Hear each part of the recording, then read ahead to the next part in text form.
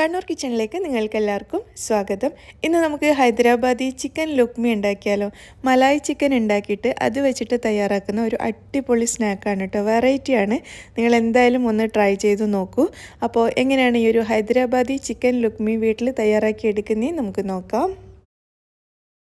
Hyderabadi chicken ലുക്മി തയ്യാറാക്കാനായിട്ട് ഞാനിവിടെ 200 gram boneless ചിക്കനാണ് എടുത്തിരിക്കുന്നത്. ബോണോട് കൂടിയിട്ടുള്ള ചിക്കനാണെങ്കിലും കുഴപ്പമൊന്നുമില്ല. ഇനി നമുക്കിതിലേക്ക് ഒരു 2 ടേബിൾ സ്പൂൺ തൈര് ചേർക്കാം. പിന്നെ ഒരു ചെറുനാരങ്ങയുടെ പകുതിയുടെ നീര് ചേർക്കുന്നുണ്ട്. ഏകദേശം 1 ടേബിൾ സ്പൂൺ ചെറുനാരങ്ങ നീര്, കുറച്ച് പച്ചമുളക്, ഒരു 3 പച്ചമുളക് പൊടിയായിട്ട് അരിഞ്ഞത്, കുറച്ച് മല്ലിയില പൊടിയായിട്ട് അരിഞ്ഞത്, പിന്നെ 1/2 ടീസ്പൂൺ വരെ കുരുമുളക് പൊടി, ആവശ്യത്തിനുള്ള ഉപ്പ്, ഏകദേശം ഒരു 1/4 ടീസ്പൂണിലും കുറച്ചധികമായിട്ട് ഉപ്പ് ചേർത്തിട്ടുണ്ട്. എന്നിട്ടെല്ലാം കൂടി നല്ലതുപോലെ മിക്സ് ചെയ്തെടുക്കാം. നന്നായിട്ട് മിക്സ് ചെയ്തതിന് ശേഷം ഈ ചിക്കൻ നമുക്കിവിടെ അടച്ചു വെക്കാം.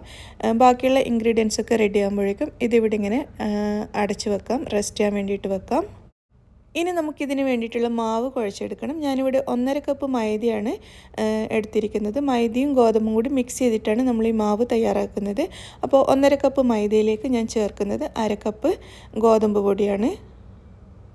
ഇനി ഇതിലേക്ക് 1 ടേബിൾ സ്പൂൺ നെയ്യ് ചേർക്കാം. 1 ടേബിൾ സ്പൂൺ വരെ തൈര് ചേർക്കുന്നുണ്ട്. പിന്നെ ആവശ്യത്തിനുള്ള ഉപ്പ്, ഏകദേശം 1/2 ടീസ്പൂൺ ഉപ്പ് ചേർത്തിട്ടുണ്ട്.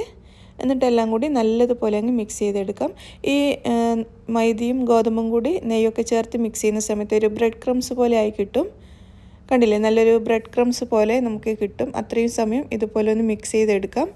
അതിനുശേഷം നമുക്കിതിലേക്ക് ഒരു മുട്ട ചേർക്കാം. ബാക്കി കുഴക്കാൻ ആവശ്യമായിട്ടുള്ള പാല് ചേർക്കുക. റൂം ടെമ്പറേച്ചറിലുള്ള പാല് വേണം ചേർക്കാനായിട്ട്. പാലിന് പകരം വെള്ളം ചേർത്തിട്ടും കുഴച്ചെടുക്കാം കേട്ടോ. പക്ഷേ പാലാണെങ്കിൽ ഒന്നുകൂടി നല്ല ടേസ്റ്റ് ആയിരിക്കും. അപ്പോൾ നമുക്ക് എത്രയാണോ പാൽ ആവശ്യമെന്ന് വെച്ചാൽ അത്രയും പാൽ ചേർത്തിട്ട് നല്ല സ്മൂത്തായിട്ട് നമ്മൾ സമൂസയ്ക്ക് വേണ്ടിയിട്ടൊക്കെ കുഴക്കുന്ന പോലെ നല്ലതുപോലെ അങ്ങ് കുഴച്ചെടുക്കുക. അപ്പോൾ മാവ് നന്നായിട്ട് കുഴച്ചെടുത്ത് റെഡിയാക്കിയിട്ടുണ്ട്. ഇനി ഇത് നമുക്കിവിടെ അടച്ചു വെക്കാം. ഒരു 10-15 മിനിറ്റ് ഇങ്ങനെ അടച്ചു വെച്ചിരിക്കുന്നത് നല്ലതാണ്. അപ്പോൾ നമ്മൾ ഇനി മാരിനേറ്റ് ചെയ്ത് വെച്ച ചിക്കൻ ഫ്രൈ ചെയ്യണം. അതിനായിട്ട് ഞാനൊരു 3 ടേബിൾ സ്പൂൺ ഓയിൽ ഒഴിച്ചിട്ടുണ്ട്. അതിലേക്ക് ചിക്കൻ ഇട്ട് കൊടുക്കുക. എന്നിട്ട് നിരത്തി വെച്ചിട്ട് ഇത് നമുക്ക് ഫ്രൈ ചെയ്തെടുക്കാം. ഓയിലിൽ ആദ്യം ഒന്ന് നന്നായിട്ട് മിക്സ് ചെയ്തതിന് ശേഷം ഒന്ന് നിരത്തി വെച്ച് കൊടുത്തിട്ടുണ്ട്. ചിക്കൻ്റെ ഒരു ഭാഗം നന്നായിട്ട് ഫ്രൈ ആയി കഴിയുമ്പോൾ നമുക്കിതൊക്കെ ഒന്ന് തിരിച്ചിട്ട് കൊടുക്കാം. എന്നിട്ട് തിരിച്ചിട്ട ഭാഗം കൂടി ഒന്ന് ഫ്രൈ ആയിട്ട് വരാൻ വേണ്ടിയിട്ട് വെയിറ്റ് ചെയ്യാം. ഏകദേശം ഒരു 10 മിനിറ്റ് സമയം മതി കേട്ടോ ഇത് ഫ്രൈ ആയി വരാൻ വേണ്ടിയിട്ട്. അപ്പോൾ ഇത് 2 വശവും നല്ലതുപോലെ ഫ്രൈ ആയിട്ടുണ്ട്. അതിനുശേഷം ഇതുപോലെ ഒന്ന് ഇളക്കിയെടുക്കുക. എന്നിട്ട് നമുക്കിതൊരു പ്ലേറ്റിലേക്ക് മാറ്റാം. അപ്പോൾ നമ്മുടെ ചിക്കൻ റെഡി ആയി കഴിഞ്ഞു. ഇതിവിടെ മാറ്റി വെക്കാം. നമ്മൾ ചിക്കൻ ഫ്രൈ ചെയ്ത ഈ ഒരു പാനിൽ തന്നെയാണ് സവാളയൊക്കെ വഴറ്റുന്നത്. അപ്പോൾ ഇതിൽ വേറെ എണ്ണയൊന്നും ചേർക്കുന്നില്ല കേട്ടോ. നമ്മൾ ചിക്കൻ ഫ്രൈ ചെയ്തതിന് ശേഷം അതിൽ കുറച്ച് എണ്ണ ബാക്കിയുണ്ട്, അതിൽ തന്നെ വഴറ്റുകയാണ് ചെയ്യുന്നത്. അപ്പോൾ ഒരു സവാളയാണ് ഞാൻ ചേർത്തിരുന്നത്. ഒരു വലിയ സവാള, ചെറുതാണെങ്കിൽ 2 എണ്ണം എടുക്കാം.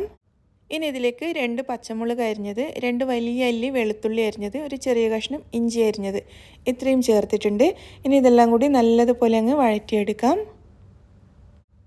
സവാള നല്ല സോഫ്റ്റായിട്ട് വരുന്നത് വരെ ഇതിങ്ങനെ വഴറ്റിയെടുക്കണം. അപ്പോൾ നമ്മുടെ സവാള വഴറ്റുന്നതിൻ്റെ ഇടയിൽ നമുക്ക് ചിക്കൻ ഒന്ന് കട്ട് ചെയ്തെടുക്കാം.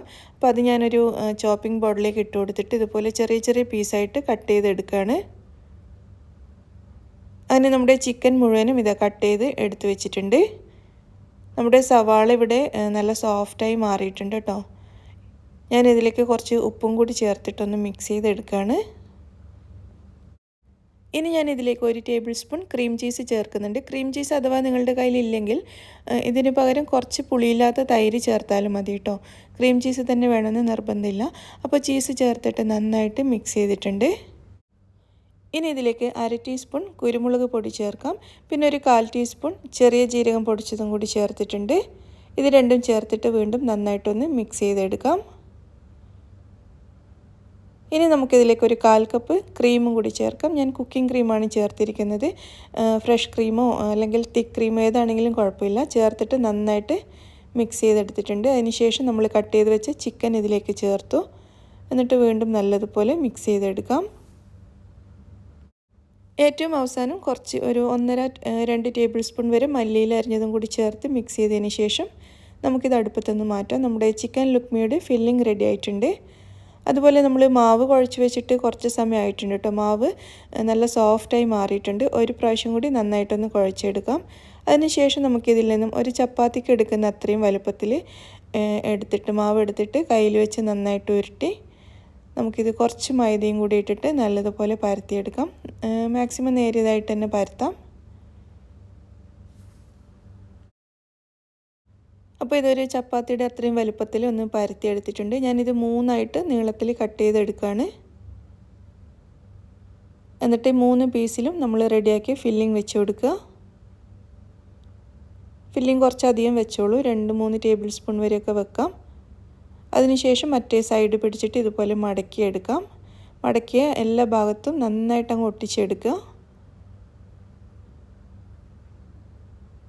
3 ഷീറ്റും ഇതേപോലെ മടക്കി സൈഡൊക്കെ നല്ലപോലെ ഒട്ടിച്ചെടുക്കണം. വെള്ളം ആവശ്യമുണ്ടെങ്കിൽ വെള്ളം ചേർത്തിട്ട് ഒട്ടിക്കുക. അതിനുശേഷം ഞാനൊരു ഫോർക്ക് വെച്ചിട്ട് ഇതുപോലെ ഒന്ന് അമർത്തിയെടുക്കുന്നുണ്ട്. ഇങ്ങനെ ആകുമ്പോൾ നമ്മൾ ഫ്രൈ ചെയ്യുന്ന സമയത്ത് ഒട്ടും ഇളകി പോവാതെ കിട്ടും. അല്ലെങ്കിലും നന്നായിട്ട് ഒട്ടിച്ചു കഴിഞ്ഞാൽ ഇളകൊന്നുമില്ല. എന്നാലും ഒന്നുകൂടി ഇങ്ങനെ ഫോർക്ക് വെച്ച് ചെയ്യുകയാണെങ്കിൽ ഒന്നുകൂടി നല്ലതാണ്. അപ്പോൾ ഇതാ നമ്മുടെ ചിക്കൻ ലുക്മി മുഴുവനും ഇതേപോലെ റെഡിയാക്കിയിട്ടുണ്ട്. ഇനി നമുക്കിത് ചൂടായ എണ്ണയിലിട്ടിട്ട് ഫ്രൈ ചെയ്തെടുക്കാം. പെട്ടെന്ന് റെഡിയാവും കേട്ടോ. അറിയാമല്ലോ, നമ്മളിങ്ങനെ മാവ് കുഴച്ചിട്ടുണ്ടാക്കുന്ന സ്നാക്സൊക്കെ പെട്ടെന്ന് ഫ്രൈ ചെയ്തെടുക്കാൻ പറ്റും. അപ്പോൾ 2-3 പ്രാവശ്യം തിരിച്ചു മറിച്ചിട്ട് ഒരു ഗോൾഡൻ കളറാകുന്നത് വരെ ഫ്രൈ ചെയ്തെടുക്കാം. അപ്പോൾ ഇത് നമ്മുടെ ചിക്കൻ ലുക്മി നല്ല ഗോൾഡൻ കളറായി വന്നിട്ടുണ്ട്. ഇത് നമുക്ക് എണ്ണയിൽ നിന്ന് മാറ്റാം. ബാക്കിയുള്ളതും കൂടി നമുക്ക് ഇതേപോലെ ഫ്രൈ ചെയ്തെടുക്കാം. അങ്ങനെ നമ്മുടെ ഹൈദരാബാദി ചിക്കൻ ലുക്മി മുഴുവനും ഇവിടെ റെഡിയായി കഴിഞ്ഞു. നമുക്കിതൊന്ന് പൊട്ടിച്ച് നോക്കാം. അപ്പോൾ കണ്ടില്ലേ, ഇതിൻ്റെ ഫില്ലിങ്ങൊക്കെ നല്ല ടേസ്റ്റാണ് കേട്ടോ. അതുപോലെ തന്നെ ഇതിൻ്റെ പുറംഭാഗവും ഈ ഒരു തൊലി ഉണ്ടല്ലോ, അത് കഴിക്കാൻ നല്ല ടേസ്റ്റാണ്. അപ്പോൾ നിങ്ങളെല്ലാവരും ട്രൈ ചെയ്ത് നോക്കൂ. താങ്ക്